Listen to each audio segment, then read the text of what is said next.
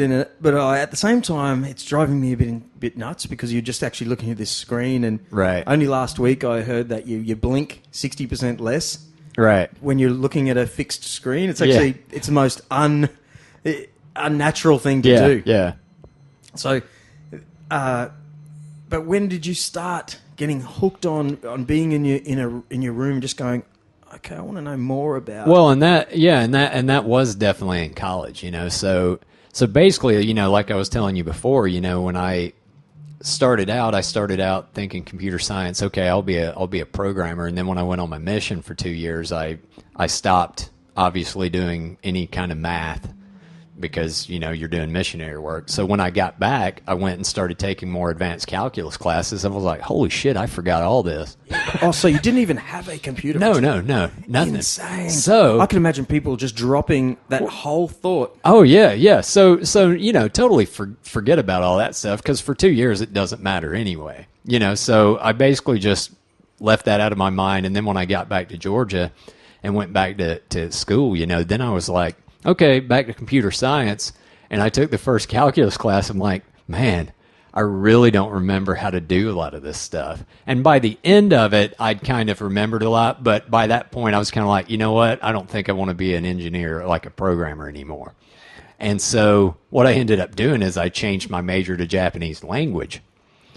And as I was studying Japanese language, though, and this, you know, this is something else that's funny about life, because it's funny how we reach certain places in our lives by choices we've made that seem like it's just a tiny choice at the time, but you're like, man, that changed pretty much my whole life. So, you know, when I got back from Japan with my wife, when we went to I was at Hiroshima University, got back to Georgia, went back to school at UGA to finish up my degree. And, you know, we were looking for an apartment down in Athens, Georgia, which is, you know, that's the city where the university campus is. Hey, American wife? No, she's Japanese. Japanese wife? Yeah, okay, my wife's great. Japanese. Where'd you meet too. her? What? I met her in Shizuoka, which Shizuoka has Fuji and stuff. Oh, cute. Yeah, Okay, cool. yeah. Keep Whole other story, but Yep, yeah. yeah. So when we moved back to Georgia, you know, like, it's funny because we were looking at these apartments, you know, and so there were these duplexes. So it's 2 apartments to 1 house, basically. Yeah. And so we were looking, you know, the realtor showed us this place. We looked in, we were like, okay, yeah, we could live here. You know, we'd just been married for less than a year, you know, and we're students, so we have no money, you know, so it's like, you have no money, you're married, you're like, okay, we just want something that's good enough, you know, and we found these decent duplexes in Athens. But the place that the realtor showed us, you know, kind of the parking space was a little kind of downhill. Right. So you could kind of scratch the bottom of your car when you're pulling in. Yeah. So after we saw the place, I was like, I like this, but do you guys have another room that's like on a flatter parking space? And she was like, yeah, we just have one down the street, but the person's moving out of it like now, so I can't show it to you. But if you would still like to contract it, we can do that. Now, and so without even looking at the place, I was like, yeah, we want that one. And so we signed for it. And then when we moved in later, we ended up, our neighbors introduced us to somebody, their friends up the street, who happened to have friends in the University of Georgia.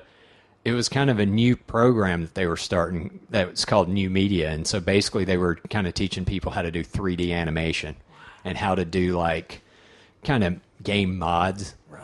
And so it's funny, a little choice like, hey, I don't like the parking of this place. Let's move down there. And it connected to this, to this, to this. And it ended up, I meet these people that are in this program, and I'm like, that's pretty freaking cool.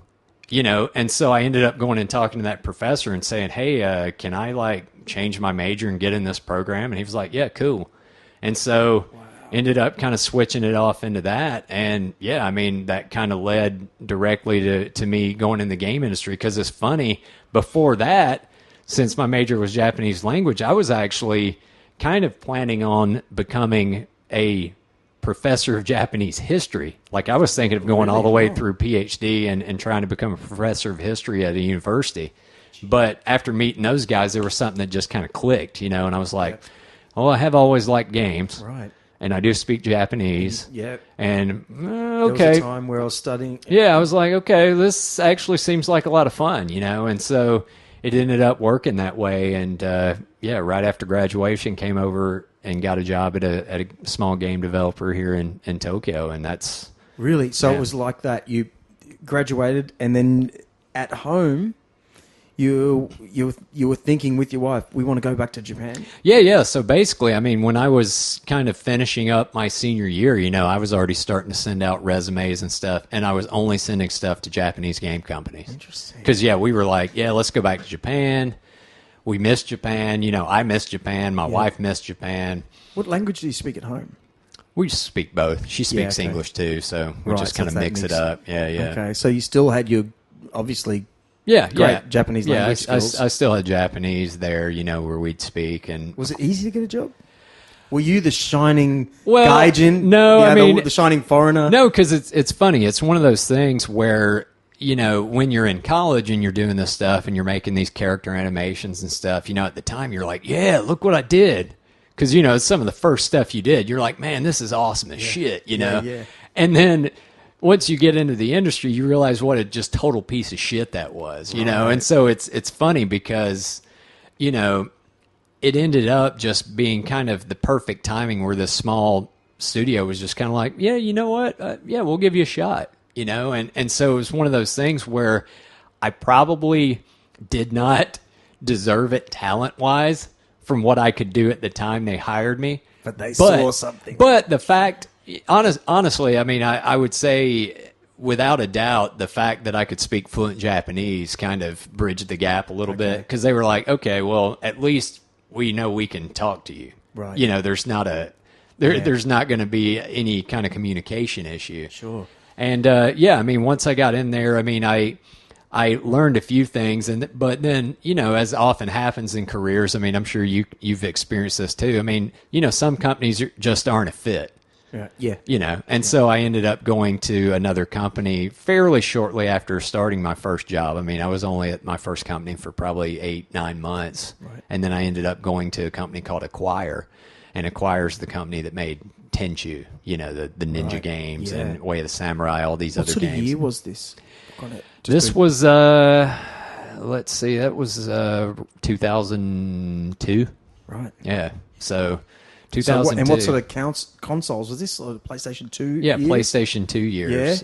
Kind of early on, And so, it was kind of crazy because I ended up going to Acquire as an animator because I actually liked character animation more than anything else anyway. Okay. And so that was something I actually did for a while. And, I mean, once again... now that I've been in the industry so long, I mean, there are so many people that are just ridiculously talented. So, I mean, at best, I was probably mediocre as far as an animator goes, but... you'd say in this country, they've got 50 years of tapping on keyboards and... yeah. I mean, obviously, especially at the time... the PlayStation 2 sold so many units, even, in Japan, that, the Japanese industry was so huge. It was still bigger than any other industry, like any other game market in the world. Japan was still number one at that time. But there was starting to be a little bit, of the change in wind, so to speak, where it's like all these other American game developers are starting to get in and Microsoft's starting to throw their hat in. And so, things started to change a little bit and it's like, wow, the American and the European game markets are growing. And at this pace, they're going to, grow bigger than Japan. And that's basically what happened with, the PlayStation 3 and, Xbox 360. I mean... where do they make... That's a Microsoft, right? Yeah, Microsoft. I've always been a PlayStation guy. Yeah. So never owned an Xbox in my life. And that's what's funny because that was the generation where all of a sudden, America and Europe just completely eclipsed Japan. Wow. And can I ask a dummy question? No, go ahead. Was it because of my friend? I'm playing a PlayStation 2 at the time, and my mate gets Halo on Xbox. Right. And it was the start of speaking to other kids. Yeah, online, yeah. And that's where Xbox really... The first Xbox, when they released, I mean, that was the big thing, Xbox Live, right? And so you had the multiplayer, and that was all stuff up to that point that you could only do in PC games. But then Microsoft, being, a PC company, they brought that expertise into the console game industry, and really, I mean, kind of built up a pretty big following in the West. I say the West, it's mainly America at the time, but, it was one of those things where you have all these talented developers in the West that always made these PC games, and then all of a sudden now they can make console games. And so, you have these guys that are honestly like ridiculously talented in what they can develop, and then they're making console games, and that was one of the really huge turning points in the game industry where the market share shifted to the West. And that was kind of the later PS2, and then kind of PS3 and Xbox 360, was where it really shifted. And now it's so insane. Like, I mean, really the Japanese game industry is smartphone games. Yeah, of course. iPhone, Android, right. I mean, that's it. Yeah. There are PlayStation 4s in Japan, but I mean, the sales are pretty bad here. And in the West, Isn't it weird? Isn't it strange how it's addicted crazy. We are to these little screens? Yeah, no, it's crazy. It's but amazing. But for Japan, it makes total sense, because everybody's on the train. Yep.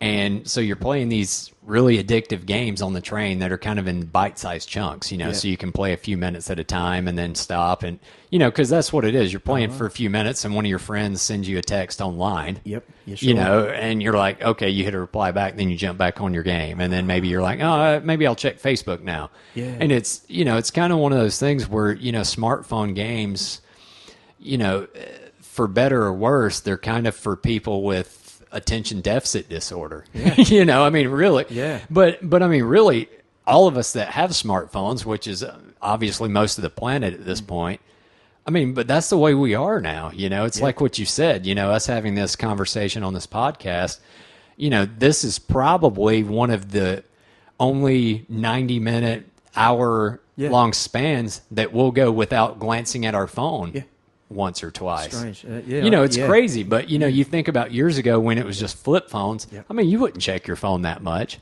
But now, you're watching something on TV, somebody says something, you're like, oh, I wonder if that's true. I'll check Wikipedia, because Wikipedia, is the bastion of truth. And But it is crazy though. Like, I honestly, it's crazy in my house. My mind goes, phone.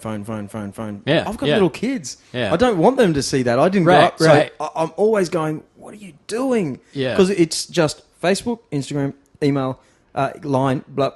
Just go through them all, and when that ends, I better check that other one again. Exactly. It's madness. Exactly. Well, going back to what you just said. Yeah. So I've got two brother-in-laws here in Japan. Right.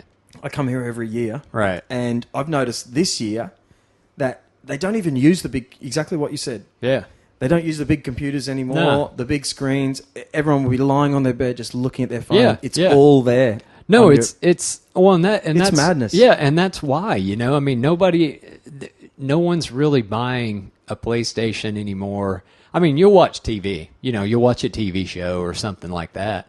But yeah, I mean, anything. If you want to check, I don't even watch TV anymore. Well, I mean, some do, some don't. But I mean, they might be watching it on their phone. Like that's the thing, because you have all the streaming services. Hulu's on your phone too. So why sit on the couch and watch it when you can lay in your futon? I mean, it's one of those kind of crazy things though, where I mean, people are just what I got to boot up my computer to check my email? No, it's right here on my phone. Yeah. And I'm lying on my back. Yeah, right, it's like everything. Hey, I can still check that when I'm taking a shit. I mean, it's all that stuff, right? Yeah, it's one of those things where it's like it's way more convenient than booting up Windows. Here's an idea. Yeah, sure.